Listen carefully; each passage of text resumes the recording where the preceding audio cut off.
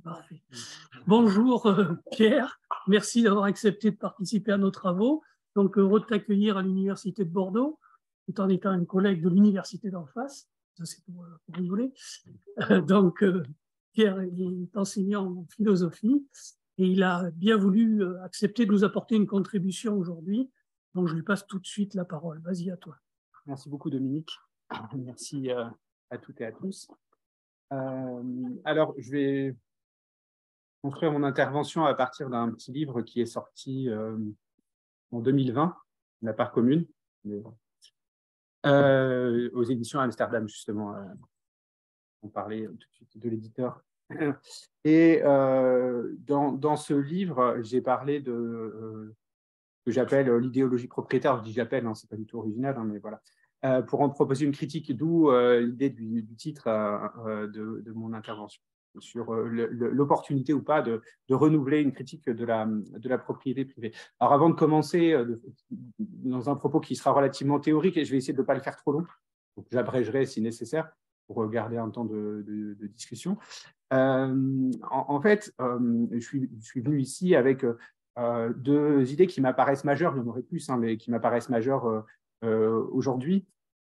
D'abord, et je montrerai ensuite comment mon propos permet éventuellement de prendre une position à cet égard, à l'égard de ces deux questions. D'abord, il y a la valeur travail, la valeur travail, qui est liée à cette question de savoir si c'est vrai qu'on doit être considéré comme les propriétaires des fruits de notre travail. Et alors, évidemment, cette idée a longtemps été laissée à la droite, alors que c'est un concept marxien. Et il s'agit en effet d'une idée chère aux libéraux, inspirée du philosophe anglais John Locke, mais aussi aux marxistes, hein, dans la mesure où la théorie même de l'exploitation est fondée sur l'idée que les fruits du travail sont détournés par les propriétaires des moyens de production, plus généralement par les capitalistes. Or, la valeur travail est aujourd'hui mobilisée pour défendre une politique du mérite et justifier les inégalités de fortune. Faudrait-il alors refaire nôtre la centralité marxienne du travail pour repenser les choses autrement, ou bien repenser les choses autrement? Alors moi, sans présager de la bonne stratégie ou de la stratégie adoptée, l'approche qui est la mienne consiste plutôt à essayer de penser les choses autrement, de refaire nôtre la centralité du travail. Deuxième question stratégique, c'est la distinction que l'on opère souvent entre petite et grande propriété. Bon, il y aurait une grande propriété qui, elle, serait mauvaise et la petite qu'il faudrait défendre. Et cette conception qui, même si elle n'est pas marxienne, procède néanmoins d'une certaine interprétation du manifeste du Parti communiste de Marx et Engels.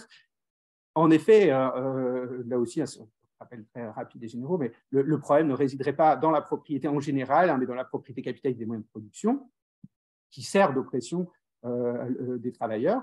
Cela pourrait conduire à une forme de sympathie pour la petite propriété contre la grande. Sauf qu'aujourd'hui, dans le débat public, on fait référence à cette petite propriété, à la défense de cette propriété, pour défendre en faveur d'importants reculs sociaux. Je pense en particulier à la proposition de loi récente anti-squatter, hein, rédigée soi-disant pour protéger le petit retraité ou la petite retraitée qui vit de son revenu locatif, alors qu'on sait que la plupart des bailleurs sont de grands propriétaires. On peut aussi penser à la façon dont on a pu contester l'impôt sur la fortune immobilière au nom du fait que certains propriétaires de biens immobiliers de grande valeur sont de petites gens. Donc avec cette idée, au fond, reprise par la droite, que oui, en effet, on va défendre la petite propriété, et certaines lois qui étaient conçues comme des acquis sociaux, en réalité, la mettent en danger. Et donc, face à cet usage stratégique de la défense de la petite propriété, pour faire passer des lois qui relèvent du recul social, faudrait-il reprendre à notre charge la défense de la petite propriété contre la grande, ou bien là aussi voir les choses autrement? Et ma perspective consiste à essayer de voir les choses autrement et à faire une critique de la propriété en général, enfin, de notre conception de la propriété en général, plutôt que de faire le tri entre une qui serait sauvable et l'autre qui ne le serait pas. Et donc, pour essayer de faire comprendre la position que je défends, je vais faire un petit détour et faire une sorte de résumé. Alors évidemment, ce ne sera pas forcément trop rapide, du propos du livre dont je vais parler pour commencer. Et alors, donc, au fond, nous partageons souvent le sentiment faussement évident selon lequel nous pouvons faire absolument ce que nous voulons avec ce qui nous appartient. Mieux encore, hein, le droit de propriété a été sacralisé, et notamment dans la Déclaration des droits de l'homme et du citoyen de 1789, apparaissant comme une sorte d'élément indiscutable de l'ordre juridique moderne. Cette conception de la propriété privée comme un droit sacré, que nous pouvons appeler conception absolutiste n'a pas eu cours de tout temps. Il est possible de dater son apparition à la période moderne, même si l'on trouve des formulations antérieures certainement à la période moderne, et on trouve une formulation complète, je dirais complète, hein, de cette conception absolutiste du droit de propriété chez John Locke, hein, dans le second traité du gouvernement civil de 1689, chapitre 5. Et alors cette conception de la propriété mérite d'être questionnée dans la mesure où elle laisse croire que la propriété privée serait un droit de se séparer des autres et du reste, de créer une sorte d'isolat rien qu'à soi. Alors évidemment, il y a des avantages à ça, hein. Je ne suis pas en train de dire qu'il faudrait jeter le bébé avec l'eau du bain, mais la question est de savoir si pour créer cet isolat rien qu'à soi, on a forcément besoin de la propriété privée, et ce n'est pas certain. Et une telle conception de la propriété privée occulte le fait, me semble-t-il essentiel, qu'il y a toujours du commun dans le propre, il n'y a rien qui soit absolument propre. Et pire, en vertu d'un jeu d'exclusion mutuelle entre le propre et le commun, toute remise en cause de l'ordre propriétaire au nom de la préservation de l'intérêt commun, et du fait de cette espèce de sacralité de la propriété privée, est aujourd'hui instantanément diabolisée, discréditée, comme relevant du bolchevisme ou du communisme. Tenter de remettre en cause la propriété privée, donc soit pris comme un doux idéalisme, soit comme un danger pour la liberté et la sûreté individuelle. C'est deux choses qui, évidemment, me posent problème. Mais si, au lieu d'essayer de mettre en scène là, cette exclusion entre le propre et le commun, on arrive à montrer qu'il y a toujours du commun dans le propre, et toujours du propre dans le commun, enfin dans les deux sens, qu'il y a une porosité en fait entre ces deux concepts, hein, plutôt qu'une exclusion, il me semble qu'au fond, on peut… En tout cas, ça semble être beaucoup plus fécond, y compris du point de vue des luttes sociales et des progrès sociaux. Et donc, je propose d'abord de faire une sorte d'anatomie, hein, du concept de propriété privée, et puis une courte histoire rapide du point de vue de l'histoire des idées. Encore une fois, ce que je disais, la propriété, le concept de propriété privée n'a pas toujours existé comme nous le connaissons aujourd'hui. Dans l'Ancien Régime, pétri de droit féodal et de droit coutumier, les régimes d'appropriation étaient différents, notamment, en particulier dans beaucoup de régions de France, il était impossible, voire interdit, voire impossible, hein, d'enclore les champs, de mettre des clôtures autour des champs, parce qu'il existait ce qu'on appelle des droits superposés, hein, sur les mêmes fonds. On peut penser rien qu'au droit du seigneur, quoi qu'on en pense, mais en tout cas, ça interdisait la mise en clôture des champs, mais il y avait le droit des communautés villageoises divers, des droits de parcours, etc., qui faisaient que la clôture des champs n'était pas possible, et que donc même celui qui exploitait le terrain n'était pas absolument propriétaire du terrain. Donc on organisait les relations sociales sur le foncier d'une façon qui n'en passait pas par la propriété privée, par l'exclusion. Ça fonctionnait autrement. Donc ça peut fonctionner autrement. Non pas qu'il soit désirable de revenir dans le passé, mais simplement une manière de dire qu'on peut organiser de façon non chaotique les liens sociaux sur les choses autrement que par la propriété privée.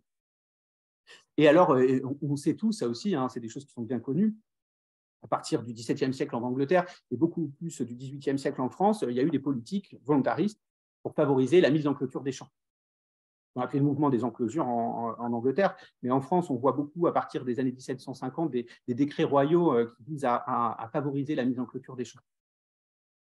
Donc, il y a eu des politiques volontaristes en la matière. Et donc, cette affirmation, alors avec beaucoup de justifications différentes, hein, parce qu'il y avait des justifications économiques, des justifications agronomiques, des justifications juridiques, hein, de la supériorité de la clôture par rapport à l'open field, au champ ouvert. Mais évidemment, parce qu'on trouve toujours des justifications à des transformations, il faut toujours trouver en tout cas des justifications à des transformations. Donc, on a trouvé des arguments. Même si on sait que par ailleurs, évidemment, la mise en clôture des champs a été extrêmement violente pour les modes de vie paysans et a largement favorisé l'exode rural, etc. et la paupérisation des paysans sans terre. Et donc, au fond, cette affirmation du caractère absolument privé de la propriété et du fait que donc, le propre exclut le commun, alors ce n'est pas une affirmation gratuite, on la trouve cette affirmation sous la plume d'un juriste orléanais qui publie en 1771 le traité du domaine de propriété. Il s'appelle Pothier, P-O-T-H-I-E-R. Et il dit exactement ça, le propre exclut le commun. Il y a un tour de force incroyable. Enfin, je veux dire, il y a une rupture avec les modes d'organisation passés. Et on trouve ces idées formulées au chapitre 5 du second traité du gouvernement civil, et c'est pour ça que je m'y suis particulièrement intéressé. Je ne vais pas forcément entrer dans le détail, hein, mais j'insiste simplement que Locke publie ces deux traités du gouvernement civil en 1689-1690. Dans le premier traité, il conteste la théorie monarchiste de Filmer. Hein, c'est un théoricien qui défendait l'idée que la monarchie était héritée depuis Adam et que donc, au fond, les rois actuels étaient des héritiers par la ligne aînée mâle d'Adam. Quoi qu'on en pense, ça a eu beaucoup de succès. Hein. Cette théorie a eu beaucoup de succès parce qu'on se dit, ouais, mais c'est bizarre, comment ça a pu paraître crédible un jour, cette affaire. Et en fait, ça a été tout à fait crédible. D'ailleurs, un certain nombre de penseurs importants de la période, penseurs et pour certains aussi des gens qui étaient investis dans la lutte politique, l'ont pris pour cible. Ils ont bien vu que là, il y avait quelque chose qui s'exprimait sous la plume de Filmer qui était important à déconstruire. Notamment, il y a Locke, évidemment, et il y a Sidney aussi, un républicain anglais. Ce qui m'intéresse plus, moi, c'est le second traité de John Locke, parce qu'au chapitre 5, il traite de la propriété. Il considère la propriété comme une sorte de droit naturel. Et le rôle de l'État ne serait donc pas de définir et de réguler le droit de propriété, mais d'en garantir l'intégrité. Parce que c'est un droit qui le précède. Hein. Donc, il s'agit juste pour si l'État prétend à une forme de légitimité, il convient qu'il garantisse des droits naturels qui le précèdent. Au fond, il peut être considéré comme un des premiers théoriciens des droits naturels modernes, parce qu'il estime que l'homme est naturellement propriétaire de sa liberté, de son existence et de ses biens. Ça, c'est une triade qu'on trouve souvent sous la plume de John Locke, mais ce n'est pas le seul à cette période. Justement, on trouve aussi sous la plume de Filmer, on trouve aussi sous la plume de Sidney. En fait, c'était un peu quelque chose, un lieu commun, cette idée que les êtres humains, auraient des droits naturels. Et pour Locke, ces droits naturels sont des propriétés, des choses qui, mon existence m'appartient, ma liberté m'appartient, mes biens m'appartiennent. Alors évidemment, les deux premiers, ça semble difficilement contestable, mais la propriété naturelle des biens, c'est plus discutable. Et il estime donc qu'on devient naturellement propriétaire d'une chose sans le consentement d'autrui. Alors, si on n'a pas besoin du consentement d'autrui pour faire de quelque chose qui est à personne la nôtre, il faut quand même une instance de légitimation. Alors lui, son idée, c'est de dire, pour faire de quelque chose qui est à personne la mienne, il suffit que j'y mette mon travail. Alors évidemment, mon travail est naturellement à moi, il émane de moi. Donc, si je mélange dans quelque chose qui est à personne, quelque chose qui est à moi, si quelqu'un d'autre en vient à porter atteinte à cette chose, il porte atteinte à ce qui m'appartient. Donc, j'ai fait cette chose extérieure mienne, par mon travail. Ça aussi, c'est original. Parce que, alors, Locke évoque la Genèse. Il dit, voilà, tu gagneras ton pain à la sueur de ton front, etc. Pour faire croire que, en fait, cette idée que ce qu'on a, on l'a acquis par notre travail, est une vieille idée. Mais en réalité, c'est vraiment quelque chose d'assez noble. Parce que dans l'Ancien Régime, les seigneurs, ils acquéraient par les armes, pas par le travail. On pouvait aussi acquérir par le droit du premier occupant, par l'occupation. On est le premier occupant, voilà, ce terrain appartenait à personne, je suis le premier à avoir mis le pied dessus, ça m'appartient. Mais cette idée qu'en fait, on acquiert quelque chose par le travail et uniquement par le travail, c'est la seule instance de légitimation de l'appropriation, et à mon sens nouvelle, et surtout formulée d'une façon particulièrement claire et pure chez Locke. Et donc, au fond, si on en tire les conséquences, ça signifie aussi que la propriété récompense le travail individuel. Et ça, alors il ne s'agit pas de diaboliser cette pensée parce que justement elle serait une pensée libérale. Je vous l'ai dit tout à l'heure, on retrouve quelque chose comme cette trame, y compris chez Marx, donc, dans sa théorie de l'exploitation. Mais on pourra éventuellement y revenir. Bon, ma question aujourd'hui est celle de savoir si cette idéologie est toujours pertinente et s'il vaut la peine de la remettre sur le devant de la scène, plutôt que d'essayer de passer à autre chose. En France, bon, les principaux auteurs à avoir repris à leur manière un certain aspect essentiel de la conception lockéenne sont les physiocrates, hein, des économistes de la deuxième moitié du XVIIIe siècle. Donc, la physiocratie est une école de pensée économique française, hein, dont l'initiateur est Quesnay, hein, dans le tableau économique, en 1758. Et donc, les physiocrates ont eu une importance considérable, hein, sur les politiques économiques, les politiques publiques à cette période-là, et notamment, on pense à la libéralisation du commerce des grains, au nom du droit que le propriétaire a de faire ce qu'il veut avec ce qu'il n'a pas. Il a le droit de réguler le commerce, puisque ce serait une manière d'amoindrir le droit de propriété, d'attaquer le droit de propriété. On retrouve ça aujourd'hui, hein, si vous voulez, dès qu'il y a des lois sociales qui visent à réguler un peu trop fort l'économie, on dit toujours qu'on les censure au nom du droit de propriété et de la liberté d'entreprendre, hein, deux étant associés en fait. Cette idéologie, au fond, se trouve formulée sous la plume d'un auteur physiocrate, hein, Le Mercier de la Rivière, dans un livre de 1767 qui s'appelle « L'ordre naturel essentiel des sociétés ». Alors j'en parle parce que c'est un livre qui a été envoyé à Jean-Jacques Rousseau. Moi j'aime beaucoup Jean-Jacques Rousseau.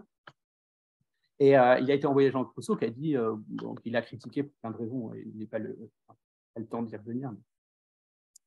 Et pour Le Mercier de la Rivière, au fond, l'idée c'est que chacun est propriétaire de sa personne, mais pour être propriétaire de sa personne, il convient que chacun puisse être propriétaire des fruits de son travail, mais pour être propriétaire des fruits de son travail, il convient que chacun puisse être propriétaire du champ qui lui permet de faire pousser ses fruits, qui lui permet de conserver sa personne.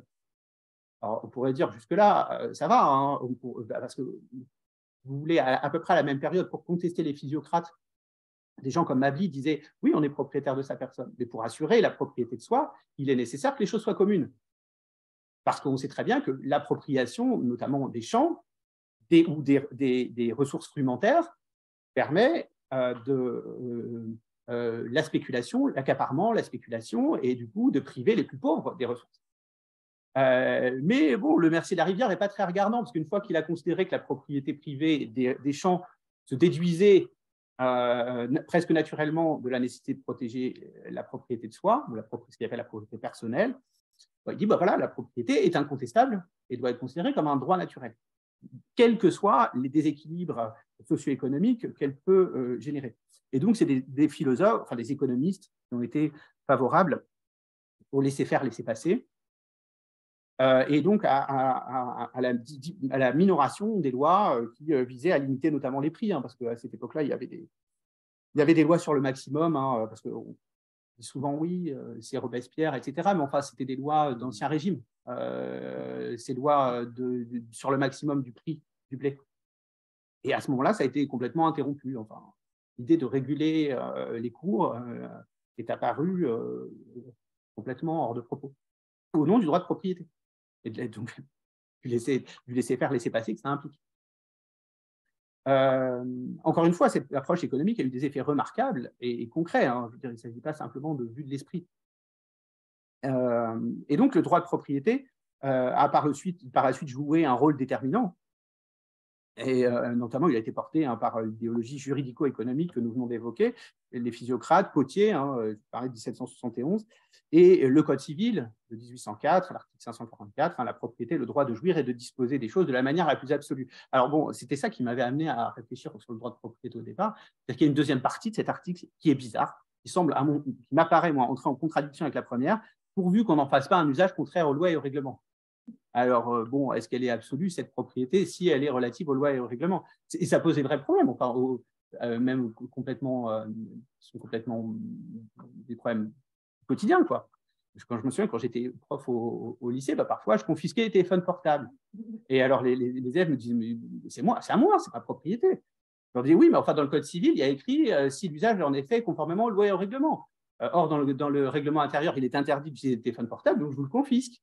Et ça ne marchait pas, même les parents allaient se plaindre, etc. Voilà. Donc, manifestement, il y a une incohérence dans le Code civil lui-même. Il essaie de faire cohabiter deux conceptions de la règle qui entrent en tension, en fait. c'est-à-dire une règle qui protégerait de façon absolue le droit individuel de propriété, il y a d'autres règles qui seraient censées l'encadrer pour éviter qu'il en résulte toute une série d'injustices ou de désordres. Et puis il y a l'article, évidemment, l'article 17 de la Déclaration des droits de l'homme et du citoyen, mais je pense aussi à ce qui a été une des devises de la République française pendant le Directoire, c'est liberté, égalité, propriété. Liberté, égalité, propriété. Ouais. Et donc avec aussi le fait que la justification du suffrage censitaire, quoi. Pour être un vrai citoyen, il faut payer le cens, donc avoir quelque chose, parce qu'il n'y a que ceux qui ont quelque chose qui sont intéressés à l'ordre. Évidemment, les classes laborieuses qui n'ont rien, elles sont les contestataires, par définition. Et donc, tout au long du 19e siècle, hein, les juristes ont l'air aussi de tresser des couronnes au droit de propriété. C'est assez étrange parce que, bon, enfin, les juristes, même au 19e siècle, sont des gens assez rigoureux, ils font leur catégorisation, etc., même très rigoureux, à mon sens. Et puis, alors, dès qu'il est question de droit de propriété, ils sont lyriques, ils deviennent lyriques, assez étonnamment. Ça devient l'élément qui a permis de sortir de la barbarie, des âges obscurs, des âges sombres, etc. Et aujourd'hui encore, j'en parlais tout à l'heure, certaines dispositions de loi sont censurées par le Conseil constitutionnel au nom du droit de propriété. Alors, évidemment, il y a les lois de nationalisation de 82, mais plus récemment, il y a eu la loi de Fleurange de mars 2004 qui était censée dissuader les entreprises de délocaliser. C'est la fameuse loi Hollande, parce que Hollande avait promis de faire une loi anti-délocalisation. Et cette loi, bon, elle a été faite. En plus, ce n'est pas une loi révolutionnaire, hein. Mais les principaux dispositifs de cette loi ont été censurés.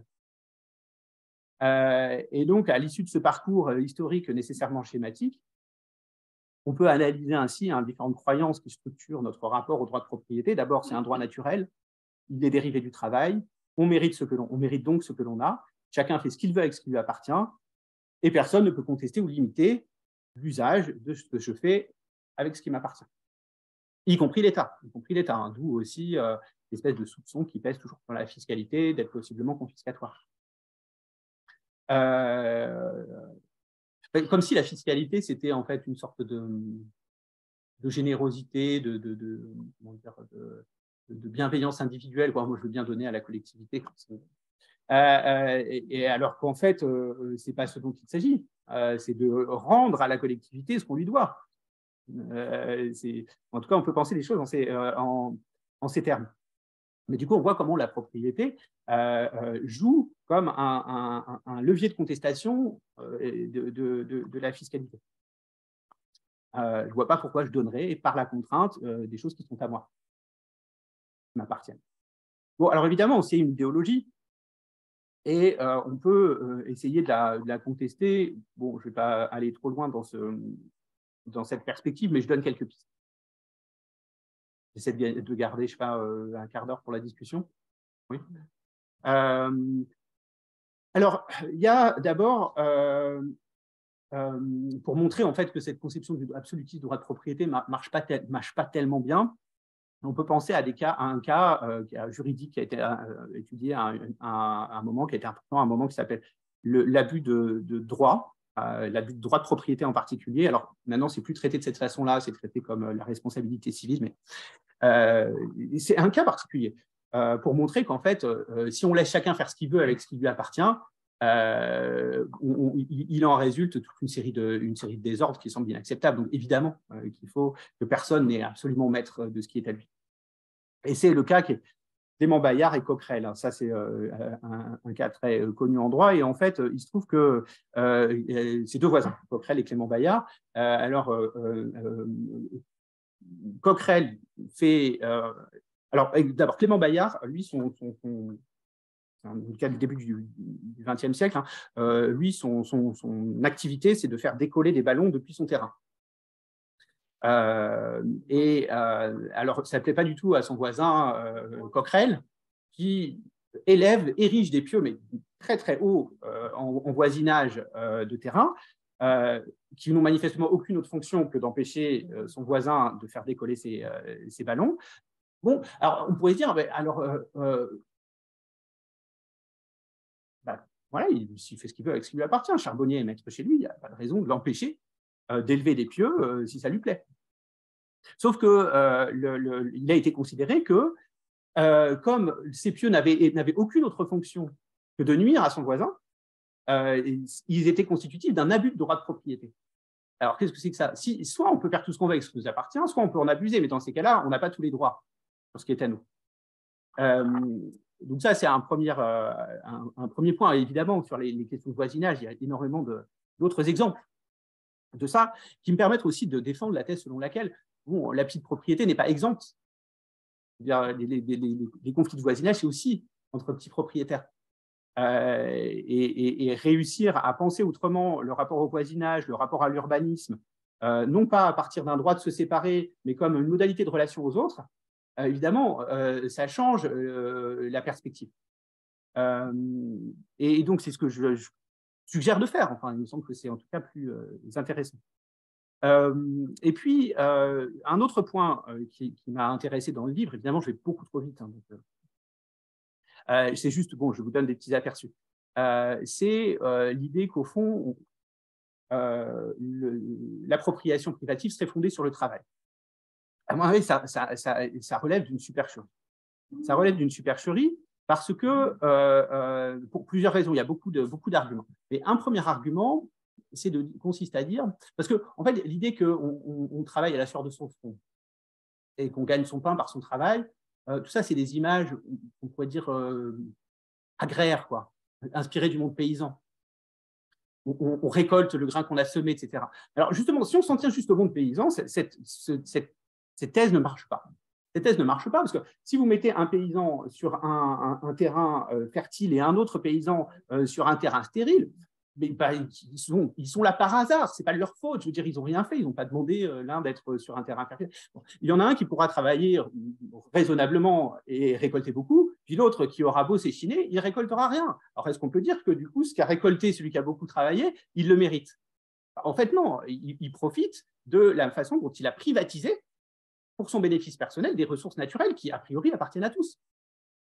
Donc ça, c'est un premier point qui fait que bon, l'idée de faire dériver ce que l'on gagne de notre travail est problématique. Il y a alors, on pourrait imaginer beaucoup d'autres cas. Des gens qui naissent avec un handicap les pénalisent dans le cadre du travail. Est-ce qu'ils ont mérité d'être moins bien dotés génétiquement que les autres? Ben non. Alors, au nom de quoi ils devraient être pénalisés? Alors ça, on arrive à l'admettre dans nos sociétés. Mais alors, l'idée d'étendre ça aux paysans ou à je ne sais quelle autre personne qui travaille, on a du mal à le faire. Alors qu'on sait très bien que dans tous les cas, il s'agit toujours de la façon dont on exploite une situation, enfin une ressource naturelle qu'on n'a pas produite. Et dans tout, enfin, ce que je veux dire, c'est que ça vaut pour les paysans et ça vaut pour tout type d'activité. Parce que dans tout type d'activité, il y a toujours quelque chose à l'origine qui est naturel. Y compris quelqu'un qui travaille les travaux intellectuels. On exploite peut-être nos dons ou ce avec quoi on est né et dont on n'est pas responsable. Ce n'est pas le résultat de nos choix, de nos efforts, etc. D'autre part, je pense qu'il faut contester aussi l'idée du self-made man. Parce qu'à partir du moment où on dit ce qu'on a, on l'a acquis par notre travail, ça veut dire qu'on croit plus ou moins à la notion de self-made man. Or, il me semble que c'est aussi un point problématique. Parce que prenez quelqu'un comme Elon Musk, etc., pour prendre des modèles des self-made man, enfin, des cas typiques, pour produire ce qu'il a produit, alors, il a bénéficié de la coopération, il a bénéficié de gens qui ont travaillé pour lui, il a bénéficié surtout de savoirs qu'il n'a pas produits et qui lui ont été transmis par l'école. Définir la part de ce qui lui revient et la part de ce qui ne lui revient pas est compliqué. On peut même aller très loin dans la définition, dans la recherche de la part de l'un et la part de l'autre, parce que quand on discute avec des gens et qu'on leur dit « oui, d'accord, ok, je veux bien », mais il y a quand même quelque chose qui lui revient, c'est son effort. Il a plus travaillé, il avait peut-être des talents naturels qu'il ne méritait pas, parce qu'au sens où il est peut-être qu'il a bénéficié d'un contexte de savoir acquis de nos anciens, des anciennes générations, d'un contexte juridique stable, d'un contexte d'opulence économique aux États-Unis, parce qu'évidemment, Elon Musk naissant peut-être au Mali, il n'aurait pas pu faire la même chose. Donc, on veut bien admettre ça, mais il y a quelque chose qui résiste, qui est à Elon Musk, c'est son effort. Et alors, dans les hagiographies, on fait toujours, on fait la démonstration de l'effort, du courage, etc., de ces grands héros des temps modernes. Mais en réalité, des éléments de psychologie nous indiquent que, y compris la disposition à travailler, est très largement le résultat de la façon dont on a été élevé, de la façon dont on a été aimé par nos parents. Ça nous a donné un certain degré de confiance. Donc là-dessus aussi, c'est pareil. Au fond, est-ce que même le courage dont on fait la démonstration, est-ce que même ce courage nous revient? Ça, c'est pas sûr. Donc, je veux dire, après, on peut déconstruire. Moi, j'aime bien la déconstruction. Et c'est important de le faire, rien que pour reconstruire quelque chose à neuf. Ou en tout cas, pour voir si les constructions dans lesquelles on vit tiennent, sont solides. Donc voilà, on pourrait énumérer comme ça des manières de contester l'idée que ce que l'on a peut découler de notre travail. En réalité, on observe qu'une très large partie de ce que l'on a découle de la coopération sociale. Et ça, il y a un excellent exemple de Proudhon là-dessus, dans Qu'est-ce que la propriété, où il parle de l'obélisque de Luxor et la façon dont elle a été érigée en un jour par 100 grenadiers. Imagine, donc 100 soldats qui, ensemble, arrivent à la hisser. Donc, qu'est-ce qu'a payé l'État? Il a payé 100 journées de travail. Alors, OK, bon, ben on va voir si il s'agit bien de 100 journées de travail ou s'il s'agit plutôt de la coopération de 100 hommes. Et Proudhon nous dit, ben, faisons travailler 100 jours un seul grenadier, il n'arrivera pas à élever l'obélisque, à ériger l'obélisque de Luxor. C'est la preuve que la coopération crée quelque chose de plus que l'activité individuelle. Et ça, c'est aussi un élément qui me semble important. Et j'insiste sur le fait que c'est cette intuition qui a été à l'origine, notamment, qui a permis de justifier l'impôt sur le revenu. Je pense notamment à un texte très important, à mon sens, de Léon Bourgeois, qui était un républicain, hein, qui était sensible aux idées socialistes et aux idées ouvrières, mais qui, lui, essayait de se situer entre le libéralisme et la pensée sociale. Et il dit, en fait, il y a une grande partie de ce que l'on est, de ce que l'on a, qui ne nous revient pas, hein, qui découle de la coopération, et qui fait que, dans tout ce qui est à nous, il y a une part sociale. Et il faut, du coup, payer un impôt sur le revenu pour payer notre dette. Et évidemment, notre dette est d'autant plus importante à la société, d'autant plus importante qu'on bénéficie d'avantages colossaux. Évidemment, parce qu'on peut imaginer, comment dire, Elon Musk, par exemple, sur une île déserte, il n'aurait rien. Donc évidemment, celui qui, dans la société, est dépossédé, c'est-à-dire a quelque chose qui s'approche de rien, lui ne doit pas grand-chose à la société, au contraire. En revanche, celui qui, dans la société, a énormément de choses, c'est-à-dire a bénéficié de tous les avantages de la vie sociale et profite le plus de la vie sociale, alors celui-ci doit bien davantage. Donc, il y avait cette idée chez Bourgeois, à la fois de payer un impôt représentant la dette sociale, d'une part, et d'autre part, l'idée que l'impôt devait être progressif. C'est qu'on devait payer une beaucoup plus de proportion à mesure qu'on bénéficiait des avantages de la vie sociale. Alors, je ne vais pas forcément aller beaucoup plus loin, mais on pourrait aussi critiquer la notion de mérite, qui est également assez très problématique, me semble-t-il. Et donc, tout ça nous invite, à mon sens, à repenser la propriété privée, et notamment, alors je vais aller assez rapidement, je vais déjà vite, mais... Bon, on va peut-être rester juste à cet aspect, comment dire, critique, parce que bon, l'aspect de proposition, pour en reparler peut-être plus tard, parce que sinon on n'aura pas du tout le temps de discuter, et je préfère qu'on laisse ce temps-là. Donc je conclue simplement. Et donc pour conclure par rapport aux deux questions stratégiques posées en ouverture, j'aurais donc tendance à dire, pour la question du travail, que la question est moins celle de récompenser le travail individuel ou le mérite que d'évaluer ou de récompenser la coopération à travers un revenu coopératif, par exemple, ou ce que Bernard Stiegler appelait le revenu contributif, qui ne correspondrait pas nécessairement au revenu obtenu sur le marché. À mon sens, cette notion permet, on peut dire que tout ce qui est produit par la coopération, mais qu'il n'y aurait évidemment pas de coopération si chacun ne faisait pas un effort pour coopérer. Donc, en fait, chacun doit avoir une part de ce qui est produit par la coopération sociale. Une part juste, une part équitable. C'est pour ça que je parle de revenu coopératif plus que de donner une centralité au travail individuel et à la récompense du travail individuel. Plutôt insister sur la coopération. Et en fait, cette notion, à mon avis, aurait aussi pour intérêt de permettre de critiquer des revenus tirés d'attitudes non anti-coopératives, qui dégagent des revenus de la destruction de l'activité des autres, plutôt que d'une participation aux activités des autres. Ça, évidemment, on en connaît plein, hein, des formes de spéculation, etc. C'est évidemment des gens qui tirent un revenu d'activités anti-coopératives. Et donc, il ne devrait rien avoir. Donc, c'est-à-dire que le revenu de marché doit être distingué du revenu de coopération, du revenu coopératif.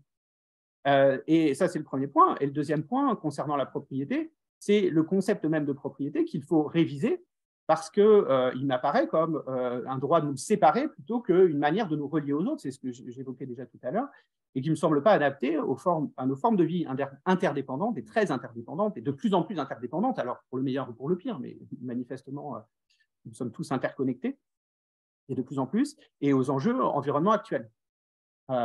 Qui rendent évidemment difficile d'admettre l'idée qu'on peut faire absolument ce qu'on veut avec ce qu'on a dans la situation de péril environnemental qui est le nôtre. Hein. Donc, voilà, je vous remercie pour votre attention. Je suis désolé d'avoir été trop bavard, enfin trop bavard, trop dense. Merci. Et puis on est d'accord qu'il nous fera passer ton texte, qu'on oui, rejoindra. Oui, c'est bien comme ça. Ça permettra de prolonger un petit peu la réflexion. Est-ce qu'il y a quelqu'un qui souhaite réagir là immédiatement? Je vais faire vas-y. Ouais, bon, du coup, merci. Je conseille vivement la lecture du livre de Pierre, un super livre, une clarté qui augmente encore la radicalité du propos, à mon avis. Voilà. Ouais, juste un peu comme ça, en préalable, pour aller à une question précise. Oui, voilà, parce qu'il y a un moment, tu as parlé de critique de la notion de la conception absolutiste de la propriété. Et à la fin, tu sembles dire que ce n'est pas seulement une conception absolutiste de la propriété, c'est la notion même de propriété qu'il s'agit de déconstruire. Oui, en effet, ouais. Et alors, ça, c'est intéressant parce que, justement, bon, si on revient à Marx et aux écrits marxiens, dans les manuscrits de 44, alors là, évidemment, on pourrait, c'est des manuscrits assez de jeunesse, enfin relatifs, et il critique vraiment la propriété, à mon sens, en renversant Hegel, parce que beaucoup de gens essaient de montrer la continuité entre Hegel et Marx. Je pense qu'il a d'abord voulu rompre avec Hegel, et notamment avec la conception hegelienne de la propriété, l'idée que, un peu comme un artiste qui matérialise sa volonté par son activité et qui se voit dans son œuvre. Et donc, son œuvre est sienne, puisque c'est sa volonté matérialisée, son être objectivé. Et Marx nous dit, non, en fait, à travers l'appropriation, on se dépossède de soi-même, on se voit dans un autre et dans un autre inerte. En fait, ce qui compte davantage, c'est la façon dont notre rapport aux choses nous permet d'exprimer notre être. Et pour ça, on n'a pas besoin d'être propriétaire. D'ailleurs, on jouit très bien d'une piscine collective, d'une bibliothèque municipale, autant, voire plus qu'une piscine privée dans son jardin ou que notre bibliothèque privée. Et donc, il dit, mais en fait, la propriété privée nous a rendus idiots. Parce qu'elle nous a fait croire que pour vivre une vie digne, on avait besoin d'avoir quelque chose. Alors que ce dont on a besoin, c'est d'un rapport aux choses garanties qui nous permettent d'exprimer notre existence et d'avoir une vie accomplie. Et pour ça, encore une fois, il n'est pas nécessaire. La propriété peut faire partie de l'arsenal, mais ce n'est pas la seule possibilité. Alors du coup, à Marx, que faire des notions de propriété collective, propriété d'usage, parler avec propriété sociale, propriété patrimoniale d'usage, pour parler avec Bernard Friot. Ouais. Alors, justement, par rapport à ça,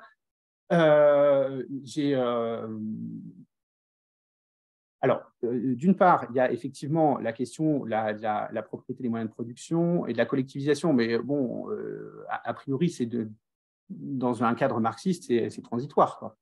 Normalement, on est censé. L'expropriation des expropriateurs est censée amener à un moment évidemment idéal où la propriété n'existera plus du tout. Donc, bon, moi, je le vis vraiment comme une phase enfin, je le dis comme une phase de transition.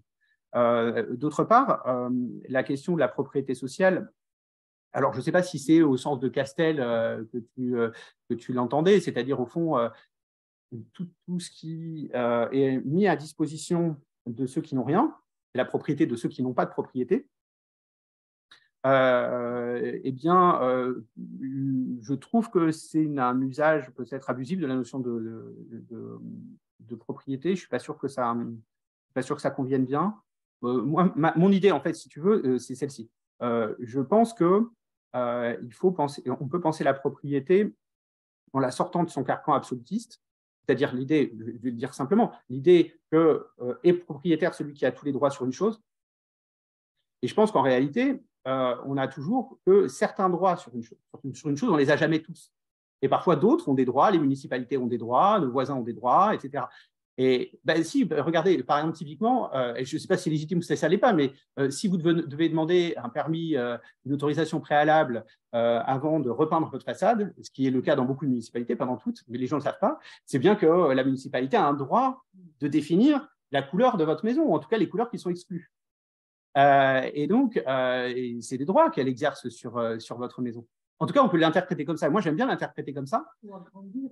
Ou agrandir, etc. Bon, parce que ça a un impact sur la fiscalité, mais pas seulement. Ça a aussi un impact sur l'urbanisme, sur l'alignement des façades, etc.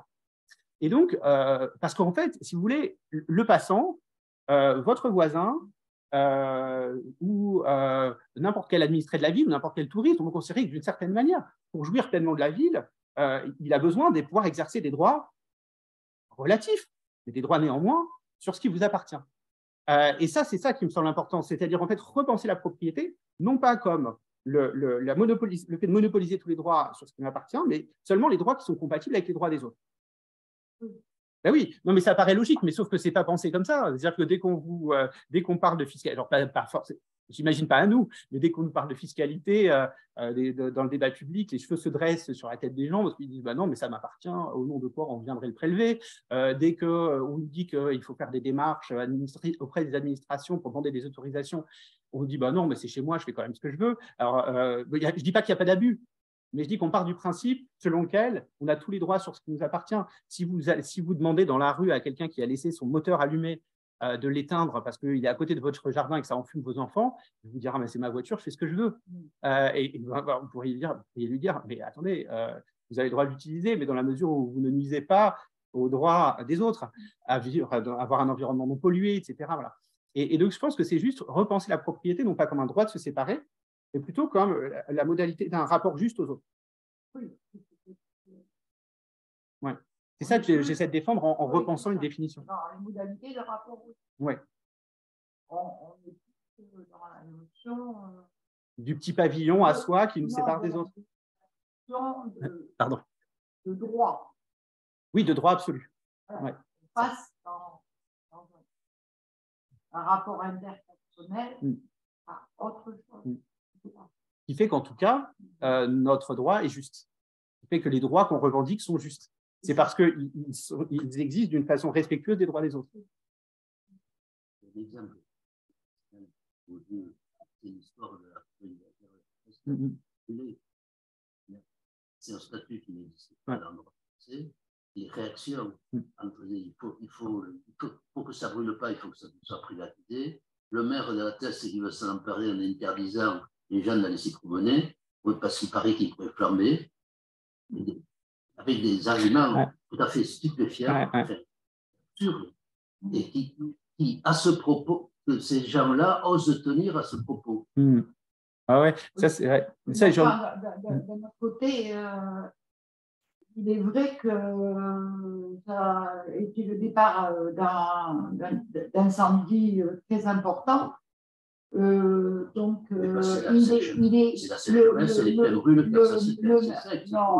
excuse-moi, le maire, il a des droits, mais il a aussi des responsabilités. Il est placé devant ses responsabilités. Mais quant à. Oui. Mais donc, moi, je ne dis pas que je défende le maire, ni que je défende le fruit de cette petite parcelle. étaient sous des usages hors du droit, justement, forestier, etc. Mais enfin, oui, alors, moi, ce que je dis… il y a quand même, oui, mais ce que en discuter, mais il y a quand même quelque chose oui, mais à faire. est-ce que tu ne penses pas que c'est assez étrange qu'on tombe à ce moment-là sur ce statut très spécial de cette forêt, en disant, bon, il faut changer son statut, alors qu'on sait très bien qu'il y a un certain nombre d'autres incendies dans les Landes qui ont été, en Gironde, qui ont été le fait de forêts privées insuffisamment entretenues. Et on a rappelé que les propriétaires avaient des obligations, et c'est pour ça que les codes forestiers sont hyper intéressants, parce qu'en fait, ils ne pensent pas à la propriété de façon moderne. C'est des héritages des anciennes façons de gérer la forêt, et du coup, en fait, il y a des très forts devoirs, des charges très importantes qui reposent sur les épaules des propriétaires de parcelles, notamment dans l'entretien, pour éviter justement le départ des feux et voilà, et donc leur dispersion. Et donc, en fait, si vous voulez, si tu veux, je crois que c'est quand même révélateur qu'on se dise, en fait, la privatisation va mieux fonctionner. Parce que ça, c'est un vieux truc. Alors, ça marche pour cette histoire de forêt usagère, mais maintenant, c'est en train de changer, hein, mais longtemps, les grandes organisations internationales, la Banque mondiale et la FAO, je pense en particulier, disaient bah, alors, attendez, il y a de la pauvreté dans ces pays qui vivent avec des agricultures de subsistance. Bon, bah, comment on va faire? On va créer un marché du foncier. Ça va permettre de concentrer les terres et ça va permettre de créer de la valeur. Parce qu'évidemment, donc privatiser. Et donc, parce qu'évidemment, dès qu'on fait un marché du foncier, ça crée de la valeur. Les terres qui sont possédées sans pouvoir être vendues de façon lignagère, elles n'ont pas de valeur. Donc là, déjà, on crée une valeur, on crée un marché. Ça, c'est bien pour comment dire, le développement économique. Le PIB, voilà, c'est bien pour le PIB. Et puis après, bon, ben, on sait très bien aussi que mécaniquement, les plus pauvres ne pourront pas acheter, donc ils vont aller alimenter la pauvreté dans les villes, mais c'est des riches, des exploitants qui vont pouvoir acheter, et ça va favoriser la concentration, la productivité agricole, etc. Alors, c'était la grande méthode. Maintenant, au contraire, justement, dans les derniers rapports de la FAO, il y avait l'idée qu'il fallait prendre en compte les communs, d'autres manières d'organiser, etc. Et ça, je trouve que ça montre une rupture dans nos manières de voir. Mais ce que je trouve assez étonnant, révélateur d'une forme de passéisme, hein, moi je vois comme ça, des gens qui disent bah, il faudrait privatiser des forêts usagères parce que tout ce qui est privé est mieux entretenu. Ah oui, voilà, ça ne tient pas la route, c'est idéologique. Et voilà. Il faudrait…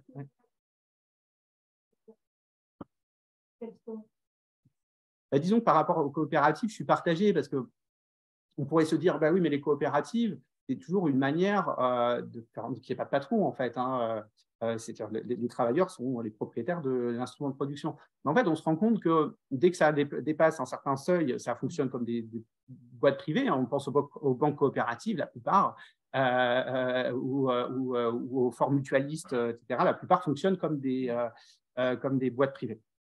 Ça, c'est le premier point. Et le deuxième point, j'ai forcément trop vite, hein. Mais le deuxième point, c'est le fait que ça ne pose pas le problème de l'exclusion. Il y a toujours des gens qui sont des outsiders. Moi, je peux imaginer, par exemple, je ne sais pas moi, une coopérative d'informaticiens.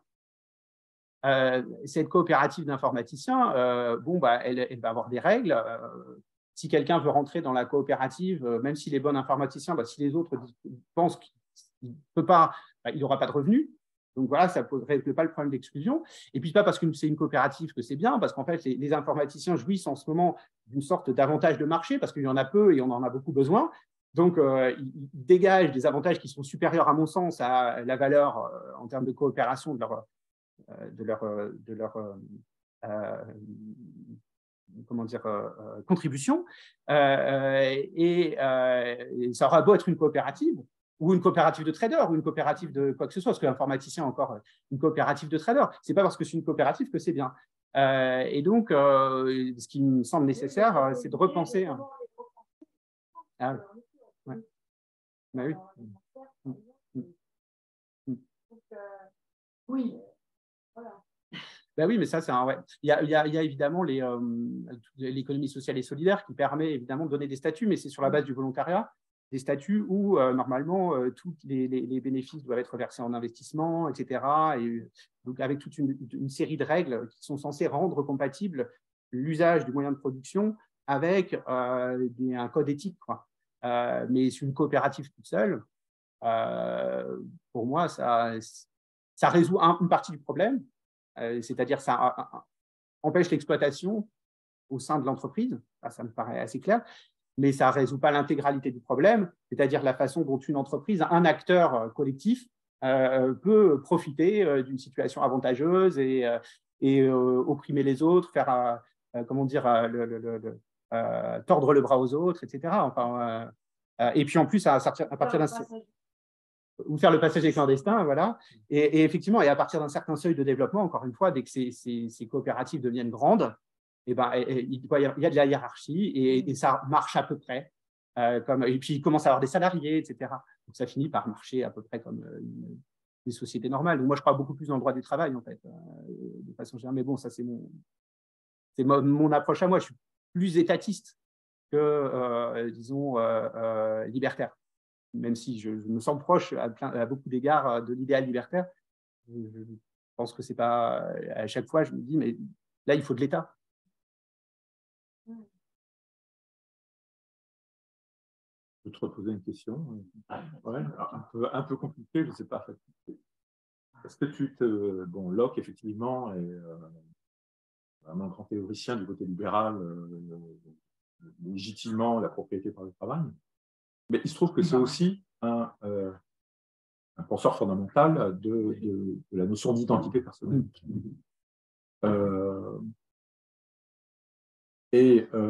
Troisième point, Locke était, il exclut la possibilité de la propriété des femmes, des enfants, des esclaves. Et il se trouve que c'était un propriétaire d'esclaves, gérait aussi un grand domaine, il me semble, il me semble. Alors, il me semble qu'il y a un lien entre la question de la façon dont il pense l'identité et la problématique de la propriété. Et qui, paradoxalement, fait retour dans le mouvement féministe, tout le vocable de la propriété de son corps, la propriété de soi.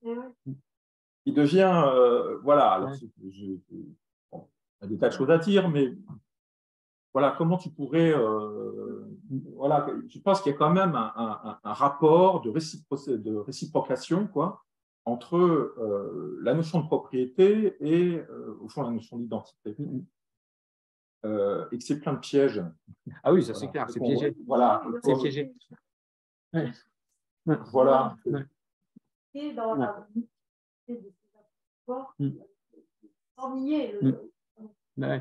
que la revendication d'identité, c'est justement aussi la revendication d'une forme de clôture sur soi, dans un voilà, je suis dans une forme de propriété de moi-même, dans un champ parfaitement délimitable. Oui, bah de fait, moi je pense que c'est un slogan et donc c'est un usage politique, la notion de propriété de soi, et on peut comprendre comment ça fonctionne. Ça peut permettre aussi de lutter contre l'esclavage et contre toutes les formes de domination. La revendication de propriété de soi. Mais on sait que ce n'est pas pris au sérieux jusqu'au bout. C'est pas, les femmes qui disent qu'elles sont propriétaires d'elles-mêmes contre la domination patriarcale, elles ne disent pas je suis propriétaire de moi, donc je vais pouvoir vendre un organe, il faut qu'il y ait un marché des organes. Parce que ça pourrait être ça, je suis propriétaire. Et donc, ça pourrait, justement. Voilà, c'est ça. Et donc, on retrouve le fait que ce dont il s'agit là, c'est de dire que je ne peux pas être la propriété d'un autre. Et là-dessus, il y a quelque chose qui a du sens. Mais affirmer une propriété de soi et prendre ça vraiment très au sérieux, ça a marché politiquement, parce que je trouve que c'est un slogan qui a eu un grand efficace politique. Mais théoriquement, je trouve que c'est très limité, quoi, parce que, en effet, nos êtres, on est souvent dans des situations où on est dépossédé de nous-mêmes et on l'accepte et ça fait partie de notre vie sociale. Voilà. Bon, mais en revanche, l'idée que je ne peux pas être la propriété d'un autre, ça me semble beaucoup plus riche et beaucoup plus difficile à contredire que je m'appartiens à moi-même. Parce que ça, c'est… Je sais pas, ça me semble… non, mais je rigole. Ouais. Non, mais c'est la question du rapport à soi et du rapport aux autres. C'est un rapport. La question, il faut l'interroger à ce niveau-là. Oui, c'est ça. Ouais, tout à fait. Mais c'est narcissique. C'est une manière d'affirmer son pouvoir sur soi-même, donc ça, c'était bien. Enfin, mais ça affirme plein d'autres choses que, à mon avis, les femmes du MLF ne voulaient pas affirmer avec. Voilà. Mais effectivement, si elles voulaient les affirmer avec, alors là, c'est problématique, ça devient du libertarianisme, quoi, en fait. Donc, bon, là, ouais. Ouais. Ouais. Ah bah oui. Ouais. Ouais. Tout à fait. Merci. Ouais. Pour l'instant, c'est encore un mot d'ordre. Ah bah oui. Oui, un mot d'ordre plus qu'un slogan. Effectivement, je pense qu'il y a des slogans, des mots d'ordre qui peuvent être faux, mais être efficaces. Et je pense qu'il faut distinguer les deux. C'est pour ça que je trouve ça intéressant de le discuter quand on est tranquillement en train de parler théorie. Mais je n'irai pas dans une manifestation féministe pour dire mais vous délirez. Parce que elle renvoie pour moi presque dur. Bon, à travers l'opportunité, est-ce que l'existence est vécue, c'est déjà aussi j'y vois là une limite. C'est vrai que penser le patriarcat et le féminisme en dehors des structures de domination, qui peuvent être distinctes de ce que l'on vit. C'est vrai que ça me semble aussi en partie limité. Très bien, écoute, merci Pierre. C'est moi qui vous remercie. D'accord, Maryse arrive, elle s'est un petit peu perdue. Moi qui ai vécu dans cette fac. Tu t'es perdue aussi. Non, je suis allée visiter